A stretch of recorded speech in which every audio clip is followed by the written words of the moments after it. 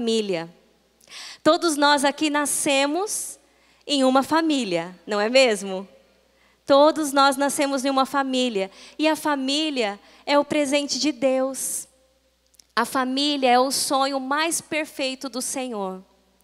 Ele elaborou a família para que ela fosse um pedacinho do céu. E plantou você dentro da sua casa, na sua família, para que você seja um referencial da glória de Deus. A família é o plano mais perfeito. Deus nos criou como família para agirmos e andarmos em unidade, em amor, em respeito, um protegendo o outro, um fortalecendo o outro. Só que muitas vezes esse propósito de Deus para nós como família é deturpado. O diabo entra e causa confusões, trazendo discórdia, trazendo falta de perdão, trazendo desunião. São tantas coisas que abrangem a família.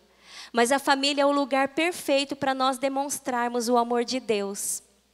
E nós devemos lutar contra isso, contra essas coisas que tentam destruir a família, e devemos trazer a glória de Deus para dentro da nossa casa, para dentro do nosso lar, protegendo uns aos outros. Toda família tem aquele que é um pouquinho mais frágil, não é verdade?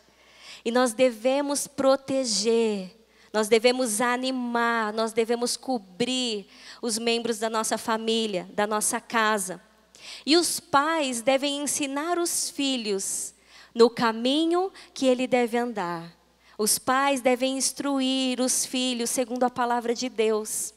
E os filhos devem obedecer e submeter-se aos pais, em total obediência. Essa é a orientação que a palavra de Deus nos dá. Quando nós obedecemos a palavra de Deus, nós podemos viver o melhor de Deus dentro da nossa casa.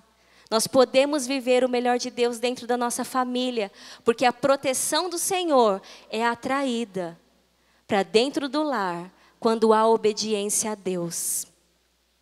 E todas as famílias podem e devem ser felizes. Não digo que tudo vai ser perfeito ou que nós seremos perfeitos o tempo todo, mas nós devemos buscar isso em Deus, esse amor em Deus, para continuar amando e protegendo a nossa casa, o nosso lar. E a Bíblia tem várias promessas do Senhor para nossos filhos, para o nosso cônjuge. E eu quero ler aqui, Lucas 1:50 diz assim: a sua misericórdia estende-se aos que o temem de geração em geração. Joel 1:3 diz que contem aos seus filhos o que aconteceu, e eles aos seus netos, e os seus netos à geração seguinte. Aqui a palavra de Deus é bem clara em dizer que nós devemos declarar os grandes feitos que o Senhor tem feito em nós, na nossa casa e de geração em geração. E ele diz aqui, em Atos 16:31, crê no Senhor Jesus Cristo e serás salvo tu e a tua casa. E esse é o versículo base dessa ministração. É o versículo que eu me apego. É o versículo que aviva o meu coração o tempo todo, de que a minha casa, a minha família é promessa do Senhor. Mas eu não quero aqui só me ater à nossa casa. Então um dia nós nascemos aqui num lar, constituído por várias pessoas. Lá na minha casa era eu, meu pai, uma irmã e 2 irmãos homens.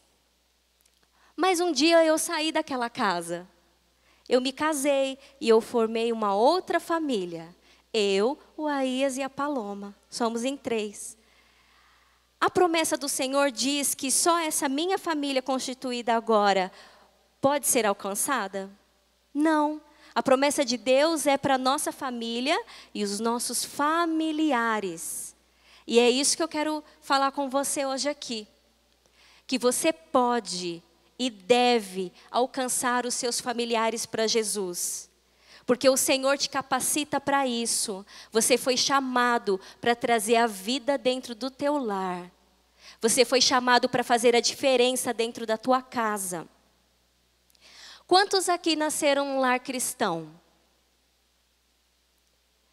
Poucos. Poucos privilegiados. A maioria aqui está comigo. Eu não nasci num lar cristão. Infelizmente.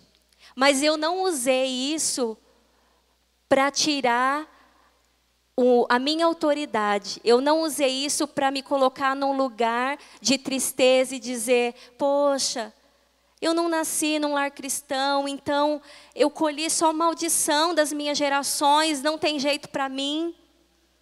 Não.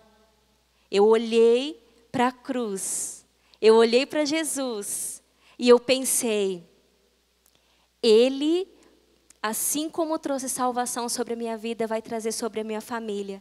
Então que seja eu a primeira a quebrar a maldição de geração em geração e começar a plantar a bênção dentro da minha casa. Os meus filhos, os meus netos, os meus bisnetos colherão bênção se depender de mim. E assim eu assumi esse compromisso. E nós devemos assumir esse compromisso com o Senhor.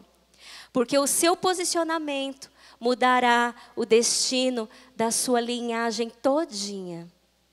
Então as suas escolhas hoje, as suas atitudes, os seus filhos colherão, os seus netos colherão, os seus bisnetos colherão. É algo muito grave. E pesa nos nossos ombros, não é verdade? No meu pesa quando eu penso que os meus netos colherão do que eu fazer, do que eu fizer, do que eu falar, das minhas escolhas. Isso consome o meu coração. E muitas vezes me força a obedecer, a amar, porque eu quero que eles colham bênção. E eu quero contar aqui que assim, como a maioria aqui não nasceu num lar cristão, eu também não. E a primeira coisa que eu lembro da minha vida assim, espiritual, da minha primeira experiência espiritual, eu era muito pequenininha. Eu não lembro a idade, mas eu sei que eu era, eu ainda sou pequena, né? Mas eu era bebê, muito pequenininha. E eu lembro desse flash que eu tive. Que eu estava dentro de um barraco de madeira, assim, de chão de terra batido, com um bico de luz, assim, bem fraquinho, aquela luz amarelinha, bem fraquinha, num colchão, sem a capa, então era só aquela espuma do colchão. E tinham várias outras crianças dormindo ali também. E eu acordei, escutando um barulho de atabaque, e eu comecei a chorar, querendo os meus pais. Só que ninguém me ouvia, porque o barulho era ensurdecedor. Até que eu olhei pela flechinha assim da madeira, e eu pude ver do outro lado os meus familiares, os meus pais, sendo consagrados a outros deuses. A minha tia também estava lá, os meus primos, os meus pais, todos servindo a um Deus falso. E assim foi a vida da minha família, perseguindo o tempo todo Deus. Eles tinham fome de Deus, eles tinham sede do Deus vivo e verdadeiro. Então, aonde falava, olha, Deus está aqui, lá eles iam. Eu encontrei Deus ali, lá eles iam. Então, passaram por todas as religiões que vocês podem imaginar. E eu junto. Até que foi encontrado o budismo, que nós entendemos que foi a religião perfeita. E ali nós ficamos. E nós tínhamos a certeza que aquilo era toda a verdade. E nós vivemos nesse engano por muitos anos. Muitos anos. E os meus pais ali servindo a este Deus enganador. E enquanto nós servíamos, nós tínhamos tudo que nós queríamos. Nós orávamos 3 vezes ao dia, 1 hora cada momento. Então, de manhã, à tarde e à noite. Geralmente, uma hora dessa de oração, era toda a família ajoelhada na frente de um oratório, recitando mantras. E nós fomos criados que isso ia nos proteger. Então, desde pequeno, até para fazer prova na escola, ou em qualquer momento que eu me sentia em risco, eu recitava um mantra imediatamente. E eu sentia uma paz, uma alegria, uma proteção. E a minha casa, eu nunca nessa época vi os meus pais brigarem. Tudo que a gente queria comer tinha, a gente tinha roupa, escola, enfim, tantas coisas. Só que aí o meu pai começou a parar de ser tão frequente. O meu pai, naquela época, ele chegou num nível de como um supervisor de área aqui para nós, só para vocês entenderem. Porque eles também fazem reuniões nas casas e eles não oram só por 1 hora. Eles oram a noite toda. Incansavelmente. Incansavelmente. E isso me angustia. Porque quando eu não era cristã, eu orava muito, muito, muito. E hoje eu olho para mim e penso o quanto eu tenho me dedicado, o quanto eu tenho orado. Nós cristãos achamos que é muito difícil orar. Mas lá no budismo não é difícil não. Eles oram. Recitam mantras o tempo todo. E o meu pai foi se afastando, começou a não ir mais para as reuniões nas casas, começou já a não estar no meio do povo, começou a não orar tanto. E aí começaram a vir as retaliações, porque o diabo é enganador. Ele vai fazer de tudo para tentar laçar, e ele fez isso lá na nossa casa. E ele agiu de uma forma tão profunda na nossa mente, no nosso coração, que não importava que ninguém falasse coisa alguma, que a gente tinha certeza da certeza. Porque tudo que nós orávamos era respondido, acontecia. Então a gente sabia que essa força maior, que rege o universo, estava ao nosso favor, porque a gente fazia o que ele queria. E aí foi quando começou a ruína da nossa casa. Porque o afastamento do budismo foi trazendo sintomas gravíssimos dentro da minha casa. O diabo começou a pedir a conta de tudo que ele tinha dado.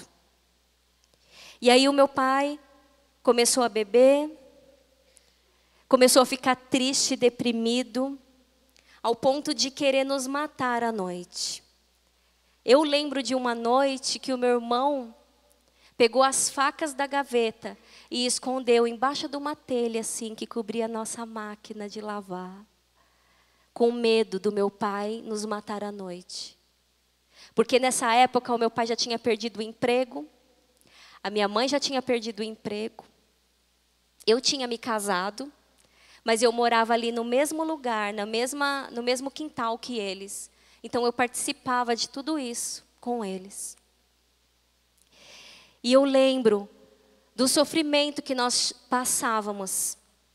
Aí, para colaborar com toda a situação, chegou minha mãe. A minha mãe faltou enlouquecer. Ela sempre foi uma mulher muito sábia, muito inteligente, e é até hoje. E ela assessorava um vereador. Então, o cargo político que ela exercia ali era muito alto. Então, ela ganhava muito bem. O meu pai ganhava muito bem. Até que, num horário de almoço, uma amiga convidou: Dulce, vamos ali jogar uma cartela no bingo para passar o tempo. Aí ela falou: vamos, a cartela é gratuita mesmo, e vamos lá. E minha mãe viciou no bingo. E aí começou a destruição da nossa casa. Quando eu escuto bingo, eu escuto crack. Porque minha mãe ficou num estado deplorável. E até nós sabermos dessa situação, foram anos. Porque ela chegava sem o dinheiro e falava: eu fui roubada. Aí ela chegava sem o dinheiro. Ai, o banco pegou o dinheiro porque eu fiz isso, aquilo, aquilo. Todo mês ela tinha uma história para contar. E ela voltava sem o salário dela, sem o salário do meu pai. E nós não tínhamos dinheiro para nada. Para nada. Até que chegou num ápice que minha mãe ficou 2 dias desaparecida. Porque ela tinha recebido e ela tinha ficado no bingo 2 dias, sem sair de lá de dentro, só fumando e tomando café. Porque ela não queria gastar o dinheiro para jogar. E ela entrou num surto psicótico. Muito nervoso por entender que mais uma vez ela tinha errado, ia chegar em casa e toda aquela cena de novo ia acontecer. Ela entrou em surto e ela não sabia mais como voltar para casa. E ela dormiu na rua. E os policiais, vendo que ela era uma mulher muito bem vestida, entenderam que ela não fazia parte da rua. E começaram a procurar os parentes. E nós já fazíamos 2 dias correndo atrás. Hospital, fomos até no IML, atrás dela. E não encontramos, até que o corpo de bombeiro achou o documento dela jogado em algum lugar e trouxe ela para casa. Nesse dia eu tive que dar um banho na minha mãe. Ela estava imunda. Ela não lembrava quem ela era, quem eu era, quem era o meu pai. Não lembrava nada. E ali a gente pôde cuidar dela e amar a vida dela. Esse foi um estado fundo do poço. Se vocês puderem colocar a foto dela, se tiver como, eu agradeço. Ela chegou num estado que parecia que ela era mesmo usuária de crack. A outra, essa foto. Essa foto foi o pior tempo da nossa família. O Senhor é bom. Nessa época nós não tínhamos nem água. Aquele tambor que vocês viram ali, nós tomávamos banho. E esse era o estado da minha mãe nessa época. Até que alguém teve a ousadia de falar de Jesus para mim. Na escola. E foi o Aías, com ele eu me casei. Então, nessa época, eu já sabia que existia um Deus, que existia um Cristo que morreu por mim. E eu orava na minha casa. E eu achava que a oração dentro da minha casa era o suficiente, que eu não precisava buscar uma igreja para eu aprender e viver em união com o corpo de Cristo. E nada na minha vida acontecia. Até que nós encontramos uma célula. E eu pedi para entrar nessa célula, porque me chamou a atenção esse povo festeiro, feliz, sorridente, toda quarta-feira. E eu bati lá e falei, oi, aqui vocês oram para Cristo, para Jesus? E eles falaram sim. Eu falei, eu posso entrar? E eu entrei e eu nunca mais saí. E ali Deus começou a trabalhar na minha vida, na minha casa, no meu coração. Começou a trabalhar em mim. E foi aí que eu entendi esse versículo aqui de Josué 24:15, que diz assim: se porém não agrada a vocês servir ao Senhor, escolham hoje a quem irão servir. Se aos deuses que os seus antepassados serviram, além do Eufrates, ou aos deuses dos amorreus, cuja casa, cuja terra vocês estão vivendo. Mas eu e a minha casa serviremos ao Senhor. E eu tomei posse dessa palavra.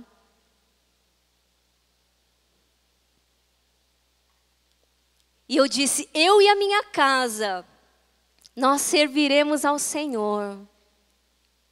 A qualquer preço. A qualquer preço.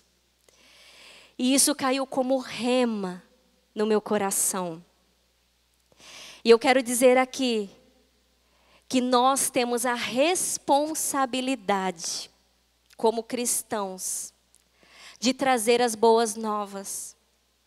Nós temos a responsabilidade como cristãos de dizer sobre o que Jesus fez conosco e está fazendo, sobre o amor dele derramado em nós. E eu comecei desesperadamente a querer falar de Jesus até para o poste. Eu queria falar de Jesus para todo mundo e a primeira coisa que eu fiz foi correr para minha casa, casa dos meus pais. Eu já não morava lá no mesmo quintal que eles e dizer: Jesus existe, Ele mudou minha vida, Ele está transformando, Ele está falando comigo. Era algo genial, é ainda, mas naquela época para mim era muito, muito, muito sobrenatural. E eu entendi que existia um Deus, que Deus, por amor a mim, deu o seu único filho para morrer no meu lugar, para pagar pelos meus pecados. E eu entrei em desespero, porque eu imaginei e pensei: hoje eu aceitei a Jesus, então eu estou salva. E os meus familiares? Se acontecer qualquer coisa com eles, eles não irão para o mesmo lugar que eu não posso deixar eles sob condenação. E eu corri para a casa dos meus pais para dizer sobre Cristo. E todo final de semana que eu ia para lá, eu levava um CD com música cristã e levava a Bíblia. Até que um dia eu fui barrada na porta. Para você entrar aqui dentro dessa casa, é sem Bíblia, sem falar de Jesus e sem louvor. Na minha casa, eu não quero nada disso. Essa foi a fala do meu pai. E aí eu pensei, e agora? O que eu vou fazer? Qual será a minha nova estratégia? E eu ia, buscava Deus, passava as tardes todinha lá com Ele contando as coisas para mim, me ensinando a Bíblia, e dizia o que eu tinha que fazer para ganhar minha família. E aí Ele foi me dando estratégia. Ok, eu não posso desobedecer o meu pai, porque senão eu vou tomar uma surra, porque eu acreditava que Ele iria me bater, mesmo casada, se eu não obedecesse. Então eu deixei minha Bíblia em casa, não levei mais os louvores, e eu só falava de Jesus para os meus irmãos e para minha mãe, quando Ele não estava por perto. Até que um dia eu estava limpando a minha casa, e o Espírito Santo falou comigo: Vanessa, a sua mãe está precisando de ajuda, vai ligar para ela. E eu fui até a rua da minha casa, num orelhão, liguei para minha mãe. Oi, mãe, tudo bem? Você está bem? Ah, está tudo bem, sim. Aí eu falei: mãe, não está bem. Ela: por que, menina, você está falando isso? Porque o Espírito Santo pediu que eu te ligasse. E se Ele pediu que eu te ligasse, é porque as coisas não estão bem. Minha mãe desabou a chorar no telefone. E disse: não está bem mesmo, seu pai quer que eu vá embora de casa, mais uma vez eu gastei todo o dinheiro. E aquela história toda, mais uma vez. E aí, eu falei: mãe, o Jesus que eu conheci pode mudar a sua vida. Ele pode te libertar desse vício. E aí ela me disse: o que eu preciso fazer? O que eu preciso fazer para esse Jesus mudar minha vida? E aí eu falei para ela: eu vou fazer uma oração e você repete. Eu tinha de 3 meses de convertida. Aí o que eu fiz? O que o pastor falava aqui na frente, eu colei, copia e cola. Fui lá: mãe, fala isso. E aí ela foi e repetiu comigo e ela aceitou a Jesus naquela noite pelo telefone. E aí começou o processo. Comecei a falar de Jesus para o meu irmão, número 2. Como nós somos em 4, eu coloquei 1, 2, 3, 4. E comecei a falar de Jesus para ele, escondido no quarto. E o Aías deu uma Bíblia pequenininha para ele, ele conseguia enfiar dentro do travesseiro, assim, para o meu pai não ver. E ele começou a mergulhar naquilo, e ele também aceitou a Jesus. E aí, a conversão do meu pai. Meu Deus! Não posso falar de Jesus para o meu pai, não posso nada. O que eu fiz? Comprei uma faixa que era escrito aqui Jesus na testa. Sabe aquelas faixas de show, assim, tipo, bem cafona? A minha ainda é branca, escrito de cor-de-rosa fluorescente. Eu podia ter trazido. Eu tenho até hoje. E eu amarrava assim, ó, na testa, porque eu não estava falando, eu estava obedecendo. E ele olhava para mim, você é chata, hein? Eu, por quê, pai? Eu não estou falando nada. E Jesus, vem aqui na minha testa. E todas as vezes que eu ia lá, eu amarrava. Você lembra disso, mãe? Lembra, pai? Eu amarrava assim. E aí, ele foi ali tendo que engolir Jesus na marra. E foi sendo convencido. Até que, mais uma vez, minha mãe caiu, porque o processo de libertação de jogo é a mesma coisa de droga, gente. É muito, muito, muito grave. E o meu pai estava muito angustiado. Isso já tinha se passado mais ou menos um mês, fazia 4 meses da minha conversão, mais ou menos. E o Espírito Santo, Vanessa, o seu pai está assim, assim, assim, larga tudo que você está fazendo e vai lá. Peguei a Paloma ainda pequena, um bebê, peguei no meu colo, 2 conduções, fui para a casa dos meus pais. Cheguei lá, minha mãe estava na pia, e ela, menina, o que você veio fazer aqui? Que não era rotina de eu ir na semana lá. Eu vim falar do amor de Jesus para o pai. O seu pai está uma fera, se você abrir sua boca, ele vai bater em mim e em você. Não faça uma coisa dessa. Eu falei, mãe, o meu Deus falou comigo, então eu vou fazer nem que eu tome uma surra. Porque alguma coisa vai acontecer. E aí eu apontei assim, lá na cozinha, e ele, oi, Vanessa, como foi o encontro? Eu tinha acabado de voltar do encontro, e pá, foi a deixa, né? Fui lá na sala. Pai, foi uma bênção o encontro. Aí ele falou, tem que pagar? Eu falei, tem. Ele falou, sabia que tinha que dar dinheiro para o pastor? Ah, mas esse povo não perde uma oportunidade. Estão arrancando o seu dinheiro, estão deixando vocês burros. Como pode você acreditar na Bíblia? Foi homem que escreveu a Bíblia, menina. Você e o Aia sempre foram tão inteligentes e estão acreditando numa coisa dessa. E quando eu virei para ele, eu vi um buraco negro no coração aqui dele, no peito. E o Espírito Santo falou para mim, fala o que você está vendo. E eu, pai, eu estou vendo um buraco escuro no seu peito. Ele estava enroladinho assim embaixo da coberta, com a orelhinha assim coberta. Eu lembro como se fosse hoje. É muito, muito real para mim. E ele abaixou a cabeça e começou a chorar. A chorar. A chorar como um bebê. E ele falou, se você está vendo isso no meu peito, você sabe o quanto eu estou sofrendo, eu não aguento mais essa vida. E começou a falar. E nós íamos ter encontro na outra semana. E era a semana do Dia dos Pais. E eu falei, pai, você quer ir para o encontro com Deus? Eu pago para você, eu te dou de presente do Dia dos Pais. Lá é um lugar super gostoso, um lugar agradável, você vai poder descansar bastante. Vai ver a natureza. E aí ele pegou e falou, eu vou poder levar o meu cigarro? Eu vou poder levar o meu livro lá do budismo? Eu vai poder levar tudo que você quiser. E aí ele falou, tá bom, então eu vou. Eu só virei as costas, olhei para minha mãe sem acreditar e fui embora, para que ele não voltasse atrás. Fiz a inscrição dele, esse homem foi para o encontro. Eu e a minha mãe começamos a guerrear dentro da nossa casa, porque nós sabíamos que se o meu pai não voltasse transformado, meu Deus, o que seria de nós? E começamos a orar e a guerrear. Quando o meu pai fez aquela entrada, né? Vocês sabem aquela entrada? O Aia chegou primeiro, o Aia tinha ido de servo nesse encontro. O primeiro encontro com o Aia foi de servo.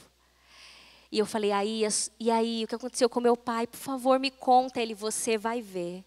Eu preciso me esconder? Ele, você vai ver. Quando entrou aquele monte de homens correndo, meu pai no meio com aquele cabelinho assim, balançando. Eu não sabia o que eu fazia para agradecer ao Senhor. Eu olhava para a cara da minha mãe e a gente não acreditava, mesmo a gente vendo ali. E começou o processo de libertação do meu pai. E aí meu pai, na segunda-feira, antes do meu irmão ir trabalhar, Danilo, vem aqui que o pai quer falar com você. Que só faltava esse meu irmão, porque a Bia ainda era pequenininha. E aí, o meu pai falou, Danilo. Aí ele, pai, fala rápido que eu estou atrasado, preciso ir trabalhar. Deus existe. Ele, quê? Deus existe, Deus falou comigo, não foi homem que me disse, foi o próprio Deus falou comigo. O meu irmão entrou em choque. Eu lembro que ele escorou assim na geladeira, abaixou a cabeça e chorou desesperadamente. Pai, você falou que Deus não existia. Você mentiu para nós todos esses anos. E aí meu pai pediu perdão para ele e disse, mas Deus existe, meu filho, Deus está me transformando. Deus começou uma obra na minha vida. O meu irmão ficou tão impactado que na terça-feira ele veio para o Tadel. E ele pediu para aceitar Jesus. E eu lembro que o Gumer fez a oração com ele. E aí ele também veio para Jesus. Então a família completa, dentro dessa graça de Deus. Isso aconteceu em 2 meses, todos da minha família se converteram. Mas eu passava horas e horas diárias orando por eles. Jejuando por eles, clamando por eles, porque eu entrava em parafuso, imaginar que a minha família poderia ser perdida. Até que o Senhor os resgatou, o Senhor os alcançou. E continua fazendo um trabalho muito profundo dentro de nós, até hoje. Nos curando, nos transformando, recuperando a nossa casa, a nossa família. E eu não tenho palavras para agradecer a fidelidade de Deus, o amor dEle. E eu disse aqui sobre a minha família, mas eu acredito que enquanto eu estou contando da minha família, você está pensando da sua. E eu posso dizer para você que a minha família era uma das mais improváveis. Uma das mais improváveis. E o Senhor alcançou. Porque um dia alguém escolheu falar de Jesus para mim. Na escola. Em conversa de intervalo. E eu fiquei sabendo que existia um Jesus e eu busquei esse Jesus. E eu aceitei esse Jesus e esse Jesus começou a falar comigo. E transformou a minha casa, a minha família. 1 Timóteo diz assim, 5:8. 1 Timóteo 5:8. Se alguém não cuida de seus parentes, e especialmente dos de sua própria família, negou a fé e é pior que um descrente. Salmos 145:4. Uma geração contará a outra a grandiosidade dos feitos. Eles anunciarão os teus atos poderosos. Então, se nós nos calarmos, o que será? Nós precisamos abrir a nossa boca e declarar. Mas eu quero dizer para vocês que muitos anos, todos da minha família estevem aqui. Nós nascemos nessa igreja. A única igreja que nós conhecemos na nossa vida. E nós nos apaixonamos e temos certeza da certeza que foi a direção de Deus para nós, para a nossa família. E hoje eu não tenho duas pessoas da minha família aqui. Faltam 2 pessoas. Aí você acha que eu falei, tá bom, eu vou aceitar essa situação. Eu já falei de Jesus para eles não querem, então não está mais sobre mim esse peso. De maneira nenhuma. Eu continuo sendo a valente da minha casa. E se tem alguém que para pagar o preço, essa vai ser eu. Eu escolho pagar o preço pela minha família. E hoje eu jejuo por eles, eu oro por eles, eu profetizo, eu aconselho e eu não me canso. Não me canso, não me canso. E depois que sair essa palavra aqui, ainda eu vou mandar para eles lembrarem de tudo que o Senhor, Deus Todo-Poderoso, fez na nossa casa. Eu não desisto deles, jamais vou desistir. E eu tenho a certeza da certeza absoluta que eles vão estar aqui. E eu vou poder contar tudo isso com todo mundo sentadinho aí. E eu creio nisso, mais do que a minha própria vida. Lucas 18, 27 diz assim: as coisas que são impossíveis aos homens são possíveis a Deus. Então não importa a limitação da sua família, não importa o que aconteça, não importa o quanto escravizado ainda seja a sua casa, os seus familiares, você pode olhar para eles e pensar, é impossível, não dá mais, eu já oro há muitos anos, eu oro há mais de 20 anos, não tem mais jeito. Tem jeito, tem jeito. Deus não desiste de ninguém, Deus não desiste. E Ele conta com você, com a sua fé, para continuar batalhando pela sua família. E a nossa tarefa como cristãos é interceder e crer até o fim. Desejar, orar, buscar a Deus, para que toda a nossa família possa ser salva. Profetizar, não andar pelo que você enxerga, pelas coisas que você vê, mas agir pelo sobrenatural. Eu não olho redes sociais, porque eu não quero ver o que eles fazem. Porque eu continuo vendo como santos, como casal perfeito, como amados do Senhor, e é assim que eu os trato. Eu não os trato como pecadores que abandonaram a Cristo. E esse é o amor. Nós devemos enxergar as coisas como se elas já fossem, pela fé, pela fé. Não devemos deixar a nossa visão contaminar o nosso coração.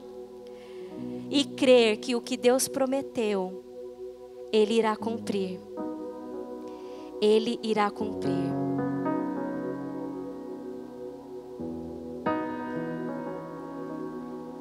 Salmo 103, 17, 18 diz assim: mas o amor leal do Senhor, o seu amor eterno, está com os que o temem, e a sua justiça com os filhos dos seus filhos, com os que guardam a sua aliança e se lembram de obedecer aos seus preceitos.